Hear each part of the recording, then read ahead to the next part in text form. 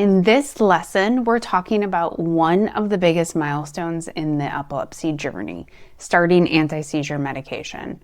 When your vet hands you that first prescription, it can feel like a big, overwhelming moment. You might be wondering, how long will my dog need this? What if they have side effects? Will it even work? Let's break down all of that so you feel clear, confident, and prepared. Anti-seizure medications don't cure epilepsy, but they do help manage it. They reduce the frequency, duration, and severity of seizures, helping many dogs live long, happy lives. Some dogs respond quickly, while others may need time to adjust and even add a second medication over time. This isn't failure, it's part of the process. Over Ruby's 8 years of seizure management, we've gone from 1 medication to 3 medications to keep her seizures well under control. Here's the simple version. Epilepsy equals sudden bursts of abnormal electrical activity in the brain. Anti-seizure drugs work by either decreasing excitatory signals, so calming overstimulation, or increasing inhibitory signals, so helping the brain's brakes work better. Think of it like balancing a seesaw. Medication steadies things so the brain doesn't go tipping too far in the wrong direction. Here are the medications most commonly used. Phenobarbital, one of the most oldest and reliable and affordable. It's effective, but it may cause sedation, thirst, or hunger early on. Levetiracetam or Keppra, it's often used alone or as a second medication. There's fewer long-term side effects, but some dogs need it 3 times a day unless using the extended release version form that allows for 2 times. Zonisamide is a popular choice, often with fewer side effects than phenobarbital. Potassium bromide, it can be slow-acting and often used when others aren't enough. It can take weeks to build up in the body. And mepitoin is common in Europe, sometimes used off-label in the US. It's a good option for certain dogs. This is a newer drug being used in the US, but it has been used in Europe for years with great results. I'm including it because I'm anticipating over time it will become more common here in the United States, and I want you to be aware of it. Each has pros and cons. Every dog is different, and it may take time to find the best fit. I've included an anti-seizure medication 101 document in the lessons download so you can easily refer to the common seizure medication names. This is where many pet owners feel most anxious. Here's what's normal. Initial side effects, usually improving between 1 to 2 weeks, are sleepiness, wobbliness, walking or unsteadiness, increased thirst or hunger, panting, mild behavior changes. Definitely call your vet right away if side effects are extreme, worsening, or if something feels off. Behavior monitoring, be sure to watch for alertness and personality changes, trouble walking or balance issues, restlessness, whining, or pacing. Your veterinarian is going to likely recommend regular blood work, especially with phenobarbital, follow-up visits within a certain amount of time after starting the medication, never skipping or changing doses on your own, and strict consistency, same times every day. Consistency is critical. This is something I didn't fully understand when Ruby first started medication. Even being an hour late can lower blood levels and trigger a seizure in some dogs. Just a little quick break from the lesson and then we'll get back.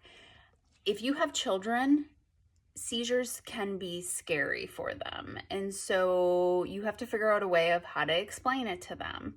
As a school psychologist, one of the things that I've learned over the 20 years of my career is kids are smart, and if you can explain information to them in a way that they can understand it, they no longer have fear over it, and they like to know how they can help. So I wrote a children's book called Ruby's Rhythms. Let's learn about epilepsy, starring Ruby. Yeah, because she's a good girl.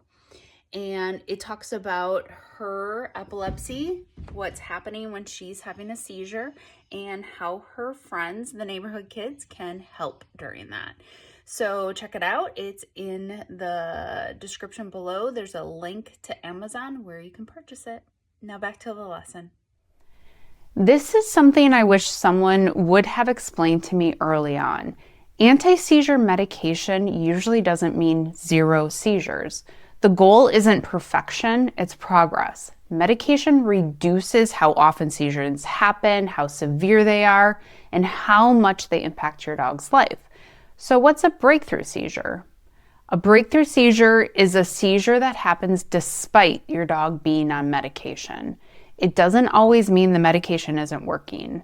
It may mean the dose needs adjusting, the timing needs tightening, or a second medication may eventually be added.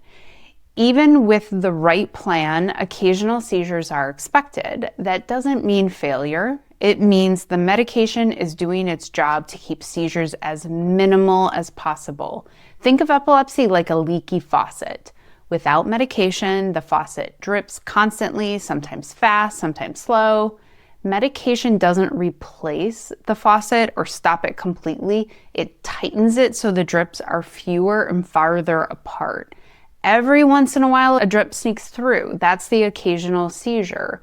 But compared to what it would be without meds is a huge improvement in comfort, safety, and quality of life. Consistency with medication is key. This is also something I wish I would have better understood from the start. If medication is given late, skipped, or inconsistent, a seizure may not be a true breakthrough seizure. It could just be the result of low medication levels in the bloodstream. Without strict consistency, it's impossible for your vet to know, does my dog need a higher dose, a different medication, or are the seizures happening because the current medication schedule isn't being followed exactly? By giving meds on time every time, you and your vet can clearly see whether seizures are happening despite stable medication levels. That's what allows your vet to confidently decide if changes are truly needed. This is where seizure tracking works hand in hand with consistent dosing. Together, they give your vet the clearest picture and the best chance of fine-tuning your dog's treatment. Bottom line, occasional seizures on medication are expected. What matters is that they're less frequent, less severe, and happening under consistent medication schedule. So if adjustments are needed, your vet has the information to make the right call. This is a common question, and I had this same one. Can my dog ever get off seizure medication? It's a really important one to talk about. The reality is that for most dogs with epilepsy, seizure medication is a lifelong commitment. These medications are what keep the brain stable and the seizures under control. In very rare situations, a veterinarian or neurologist might consider lowering or even stopping medication. For example, if a dog has been completely seizure-free for several years, or if the seizures were caused by a temporary issue and not truly epilepsy. But that's the exception, not the rule. The risks of reducing or stopping medication are serious. Seizures often come back, sometimes stronger than before, and stopping suddenly can even trigger dangerous, life-threatening seizures. And once seizures return, they can actually be harder to control than they were in the beginning. So while it's natural to wonder about this, the safest mindset is to think of seizure medication as a long-term partner in your dog's health. Always talk with your vet or neurologist before making any changes. Never try to adjust doses on your own. Remember, these medications are what give your dog the best chance at a stable, happy life.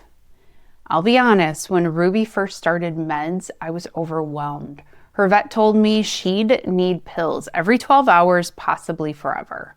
I remember saying out loud, that sounds so restrictive, but what I really meant was, wow, my life just changed and I don't know how I'll manage. Here's the truth. 8 years later, I can tell you, you can do this. The schedule becomes part of your rhythm, you'll build systems, you'll find what works. And your dog? They'll keep being the same dog you love, just with extra support from science. Starting medication is a big step, and you deserve credit for it.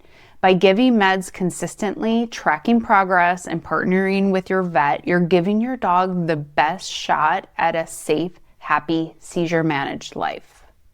In the next lesson, we'll look more closely at side effects, what's typical, what's concerning, and how to work with your vet to find balance. But for now, pause, breathe, and give yourself credit. You're doing an amazing job.